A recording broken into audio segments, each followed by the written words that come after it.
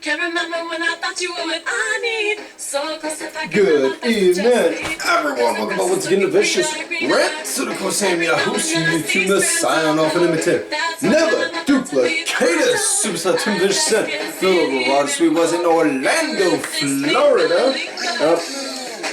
Before we do, we gotta go over some news and some bad news that happened. I don't know how else to really put it, but just say it point blank. The Professor Leapin' Lenny Poffo passed away. For those who may not know who he was Macho Man Randy Savage's younger brother. And it's sad, yeah. And I can't think of anyone that had anything bad to say about Lenny Poffo at any time ever.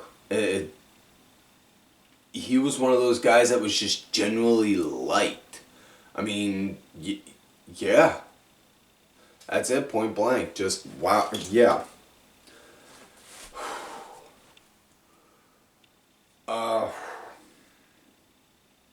Heart goes out to the family. It's not much else I can really... I don't know, man.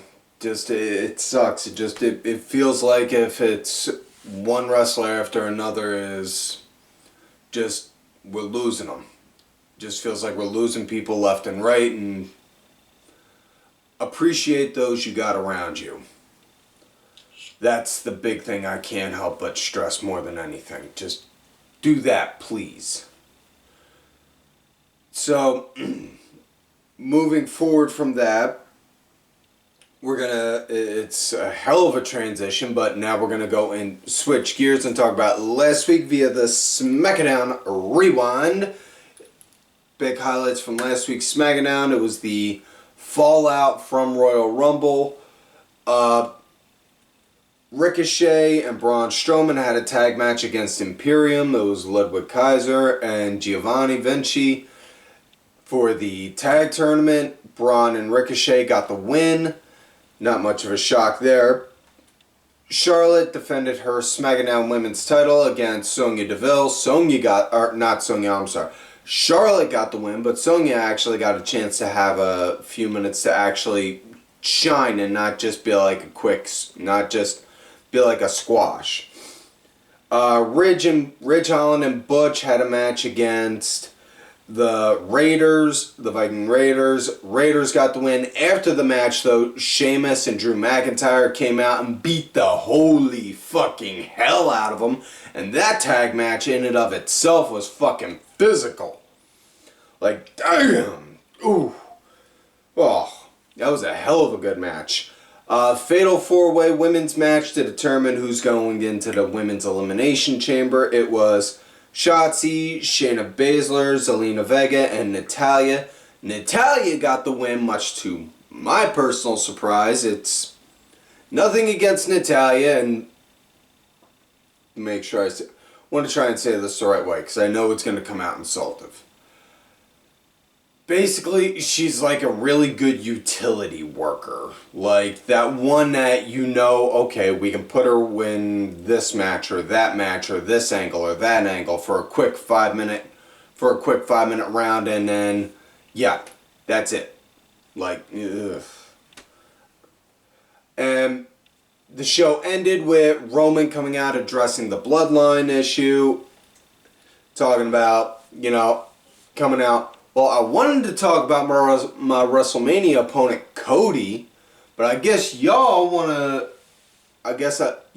me to talk about Sammy first, and then basically just went off and went ballistic on Sammy on how he was mad at him, he's disappointed because he brought Sammy into his family. He brought him in. He brought him to the island of relevancy. And all Sammy wanted was take.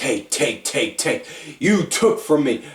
Basically saying he was like, all he did was just want him to be around him for some clout, this, that, and the other. Just like all you people want is take from me. And I have to give to you people all the damn time. And to the point to where the way he was coming off and sounding, it was almost kind of like, again, this is going to come off really wrong, but keep in mind on how I'm phrasing it. Almost kind of like on how you see on TV where you see those shows or movies where the abuser goes and puts all the blame on the person that they're beating up, saying, you are making me be like this, that, and the other, and then, like, in that kind of a way.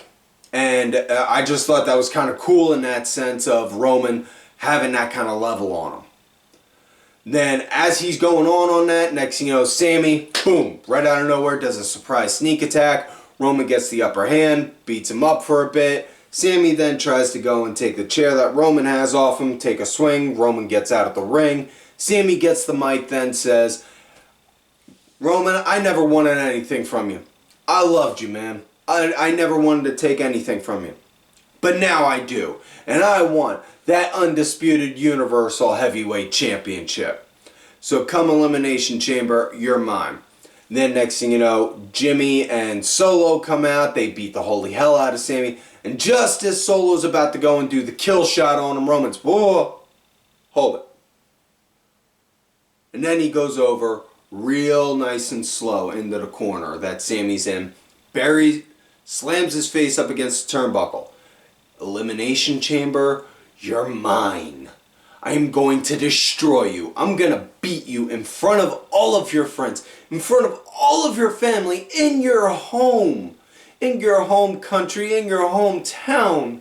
And then, afterwards, basically just, and I'm paraphrasing this, mind you, basically almost kind of doing like Bane in The Dark Knight Rises. Then you have my permission to die. In that kind of a sense. Like, oh, he's really going now. He's really going down that road. He's getting dark. That boy getting dark. In that kind of way. So, and again, I'm really digging this. And now we're at the point in WrestleMania season where we're doing the build-ups for the Mania. And it's just perfect. Really good foundation to start. So, with that said, now let's get into this week's show. Raw Orlando. It starts out with Edge and Beth Phoenix coming out. And okay, I do not remember Beth Phoenix being that jacked when she was active. But holy fucking hell. So, yeah. They come out. Edge talks about on how, he's got no one to blame but himself. He created Judgment Day. He created it for that very reason. To give guys that weren't being used, that were being looked over, a chance to shine. And then, what did they do? They chewed him up and spit him out, tossed him to the curb, all those cliches that you can think of. And then Beth goes and says, Rhea, you done pissed off the wrong bitch. So, what I'm proposing is, and then as Beth's about to say it, then out come Damian Priest, Dominic, and and then Finn, I should say, talking about on how, well, Edge, we gotta give it to you, man. You're a hell of a guy because no matter how many times we keep beating you up, no matter how many times we keep kicking your ass, you keep coming back. We beat you up, you go away, you come back. We beat you up, you go away, you come back. It's a cycle, man. It's going non-stop with this. Like that. And then Dom winds up getting on the mic talking about on how, he's lucky he don't do any of the stuff that he learned while locked up on Edge. And then Edge just looks at him and says, Dom, I'm pretty sure the only things you learned in prison were when your pants were down. And you better pray to God you're dead. you better pray to God I don't get my hands on you before your dad snaps and finally does it. And when he does, I hope he kicks your teeth down your throat.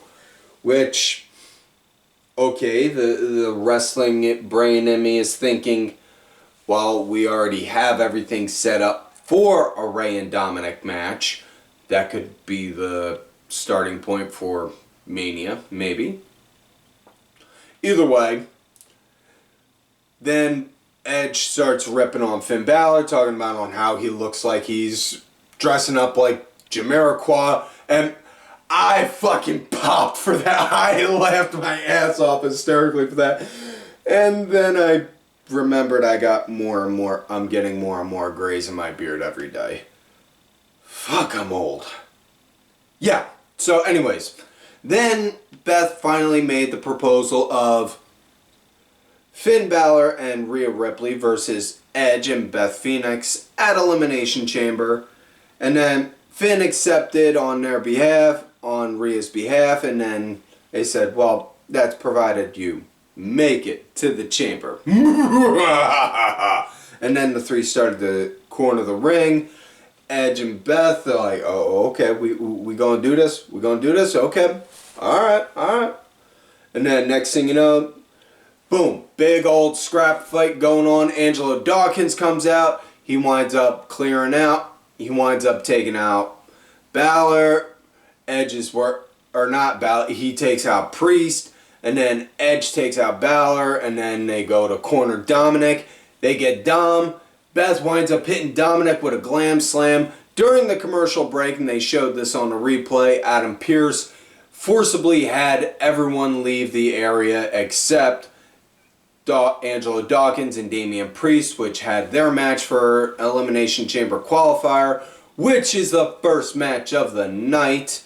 And, well, the match wound up starting during the break. Once the show came back on the air, they had some really good aggressive back and forth going on at the start of it.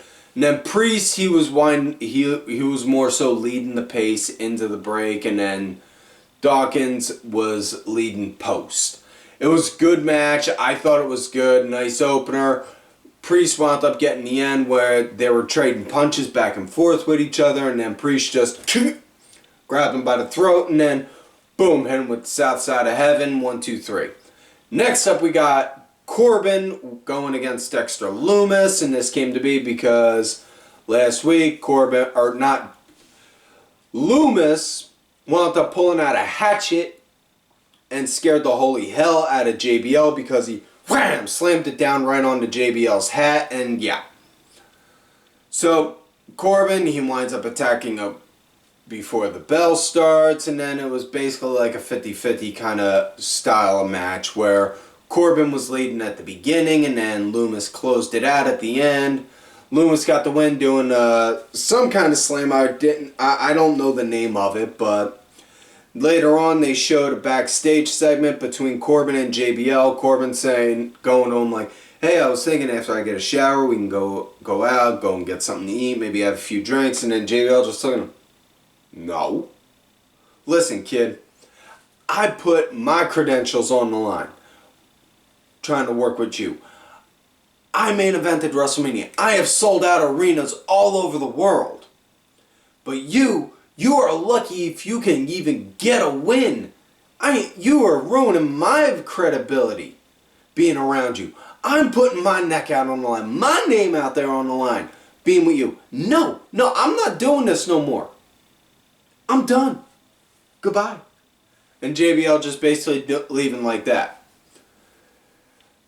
So now we come to a women's fatal 4-way to see who's going to be in the Women's Elimination Chamber. The return of Carmella, Mia Yim, Candace LeRae, and Piper Niven.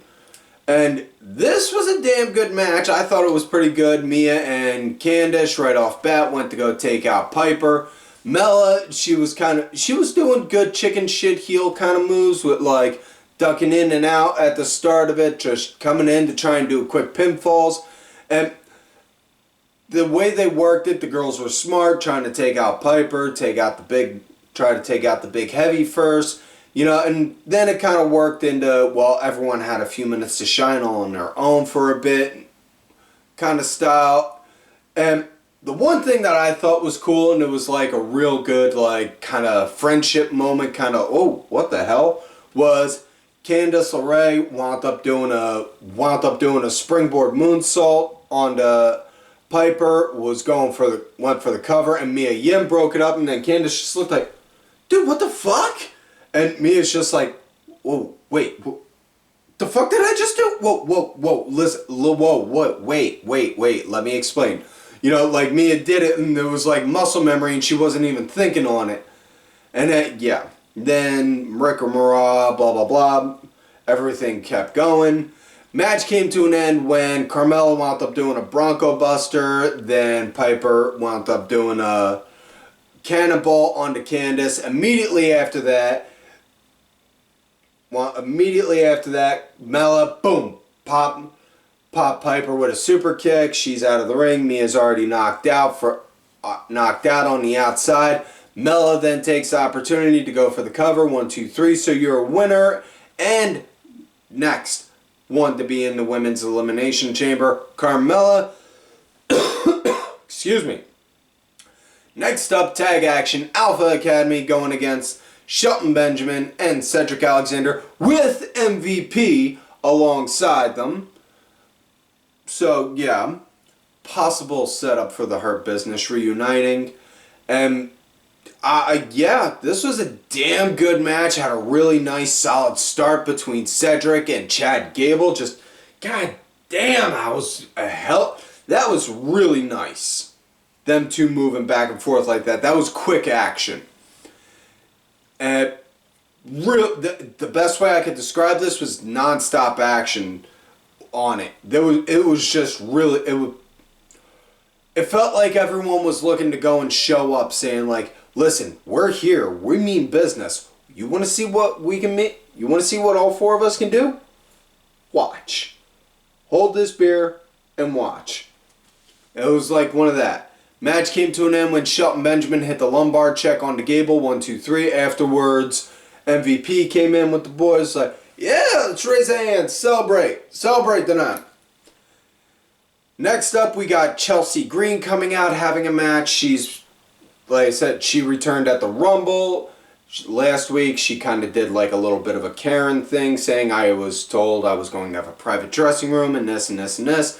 If I don't have this, I'm going to speak to your manager. She did the same thing to Adam Pearce again tonight and then said, I'm going to go out there and make my Raw debut.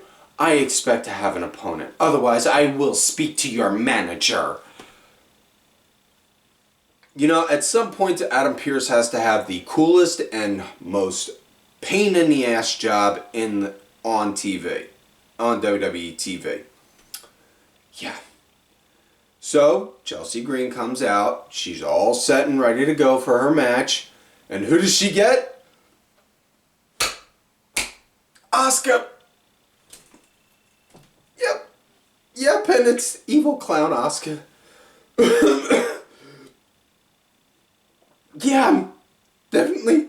Again, I had Wade watching with me to make sure in the event of heart failure. Thankfully, he had a defibrillator on hand again.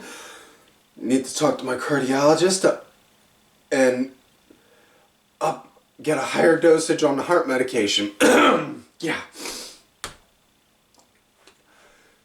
Not quite sure. Yeah, pretty sure Asuka is now starting to make me develop a Klausy fetish. Either way, Chelsea starts out with a sneak attack at the start, and then basically as the match is progressing, all the other competitors for the Elimination Chamber start circling around the ring. Chelsea starts teasing and taunting them, and then Asuka just kind of like Golden Axe, rise from the grave, gets up, and then just goes straight up berserk and buzzsaws right through her, and then just pops her in the rings of Saturn. And all I could think is, as that's happening, and this is the asshole in me, and this is the asshole ball buster in me, thinking it of, oh man, this is like her second, This is technically like her second match since returning. Please don't let her wrist get screwed up again.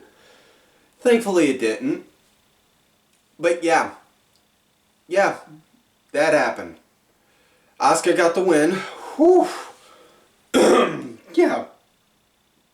Yeah. Whew. Okay, I'm good now. Next up, we got Montez Ford going against Elias in another Elimination Chamber qualifier match with Austin Theory on commentary, on watching. And Elias, he slowed down the match at the start where Tez was wanting to go quick. Elias said, whoa, and just had him in like a good headlock for a bit. And then the match progressed and they went on. And Elias, he was leading into the break. Post-break, there was some good action back and forth with the guys. Tez wound up pretty much starting to lead the pace and the momentum post-break, though.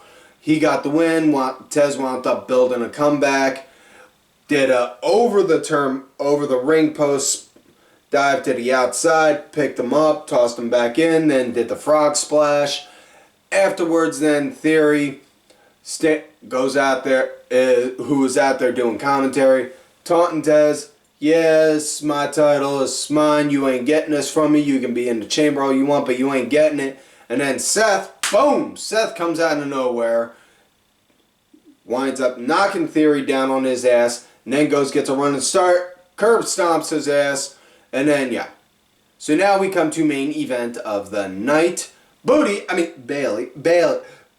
is her name. Bayley, going against the MILF, Becky Lynch. Really gotta stop letting my Freudian side show on here. Moving forward. Bayley against Becky Lynch in a steel cage match, which is the one we were supposed to have at Raw 30.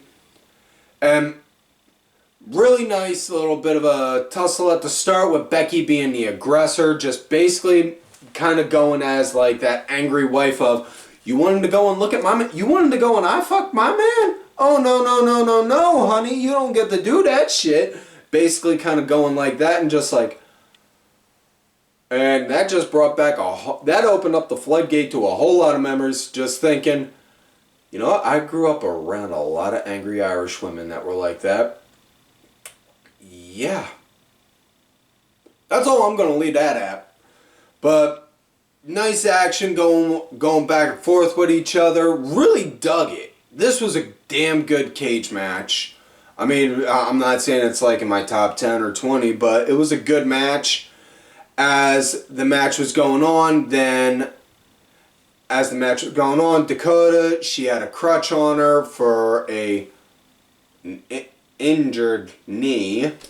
And Becky got it in there, started using it, or not Becky, Bayley got it, was using it on Becky, and as she was about to, next thing you know, music hits, out comes Lita, much to the surprise, takes out Io and Dakota, and then as Becky's going to the door to go and yell at her, she just goes, wham, slams the door right on Becky's face, and then, or Bayley's face. God damn! Fuck! Get my shit right. Get your shit right, man. Come on. Doing this for an audience. Lita then slams the cage onto Bayley, and then Becky picks her up and then hits her with the manhandle slam. 1, 2, 3.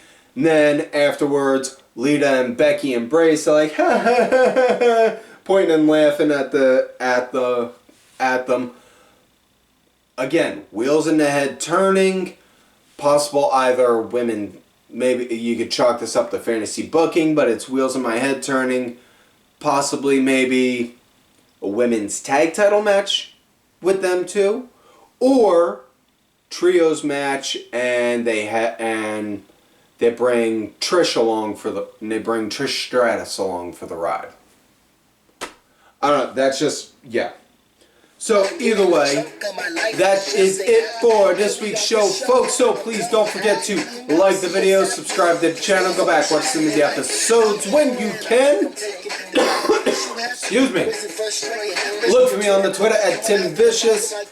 Also, folks, thank you to my executive producer, LeRae Ben, who did provide the music for this week's show. Make sure y'all check it out. It's on iTunes, Spotify, YouTube, SoundCloud, all that good shit. Details are down below. Also, thank you to contributor of the show, LFC Lingerie Fighting Championship. They're a little bit of wrestling, a little bit of MMA, and a whole lot of attractive women wearing a little bit of nothing.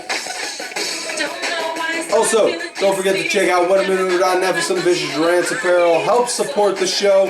Perfect gift for somebody that you love, somebody that you hate, or just something to get so that way you can say, hey, I gave it to Goodwill. And with Valentine's Day around the corner, what better gift than a Vicious Rants shirt, right? Also, folks, don't forget to check out these cool ass guys right on the Twitter. Kenny Killer DSB_IV, Diabolica RA, Sergeant Curry Pants and Dubs in your face.